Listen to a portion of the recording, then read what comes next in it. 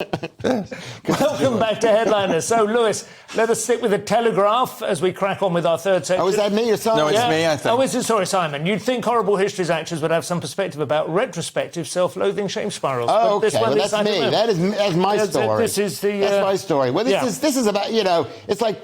This has nothing to do with today. It's 2009 to 2014. There was a program on TV called Horrible Histories. Horrible Histories, and we this have guy, that picture again. Who was one of the writers? Is this the guy who was one of the actors? And they said that they used to spray tan like really white people, and to make them look Egyptian. Extraordinary, yeah. Extraordinary. Who would think that they put a makeup on actors? Who would think that they'd make other actors?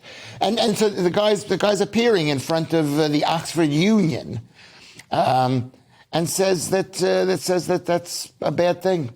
Well, to be fair, he says the ideas are worthy of consideration. I mean, it's one of those tricky subjects, isn't it? I mean. What I find bizarre is that when you do something like the Horrible Histories, which is a bunch of sketches, really, kind of just invention.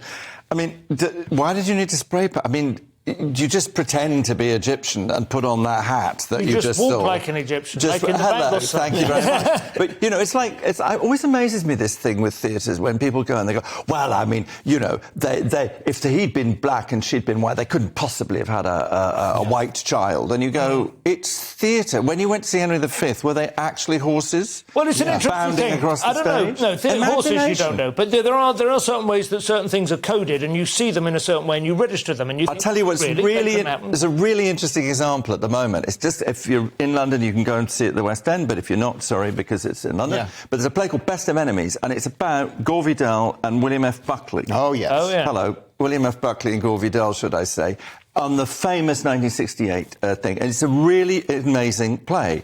William F. Buckley, famous conservative, is played by David Harewood, a very well-known black actor. Oh, is he? OK. What's interesting about it is you watch it, and it's peculiar for about 3 or 4 minutes. Yeah. He's a wonderful actor, so that has something to do with it. But the way it's written and the fact that it just stops being interesting and important. Yeah. It's just him.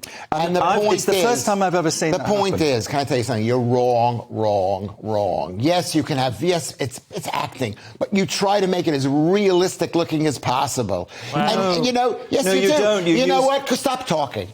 No, but do let him speak. You are genuinely interrupting him an awful lot. I am starting to notice it myself. What, am I interrupting him? I'm not interrupting. Go ahead. Going on and on. He's just happy to be out of Brighton. There's somebody to speak to. Jacob, speak your line. Go on. Is that it's like Omar Sharif, who was Egyptian. Yeah. He was put made to look white to be a Russian in Dr. Zhivago. Yeah. Exactly. So we're going to go and say that that's unacceptable? Yeah. I thought it was weird, that casting. It could be a bit weird, but that worked because he looked Russian. The funny thing is, some things become mythical. Like Henry V, funnily enough, you can not only play black, you can play it as a woman now. I mean, there are all kinds of performances. You could do it in all kinds of ways. You could conceivably take any Greek tragedy or Shakespearean or even possibly like the archetypes of George Bernard Shaw and so on. Things that are a little bit more difficult, I think, for instance, when we had David Copperfield, which was brilliant. Dev Patel played the part perfectly, but there was that opening scene where one of the aunts comes along absolutely convinced that her new child, her niece or nephew is going to be a daughter and storms off in disgust when he's born as a boy. Yeah. It doesn't seem to have noticed he's also been born as an Indian, which you can't help thinking would have been more newsworthy in Victorian England. I think it's changing. I think there's not a single rule. I think it's about whether it works in terms of the actor and the story. Yeah. And if it disturbs the story, because there are moments when it doesn't. But the first time I saw David Harewood doing this, and I've seen it twice now, I was amazed by the fact that it doesn't distort the story, I would which like is to weird. go and see it. Talking of it, it was roughly in the same territory here, funnily enough.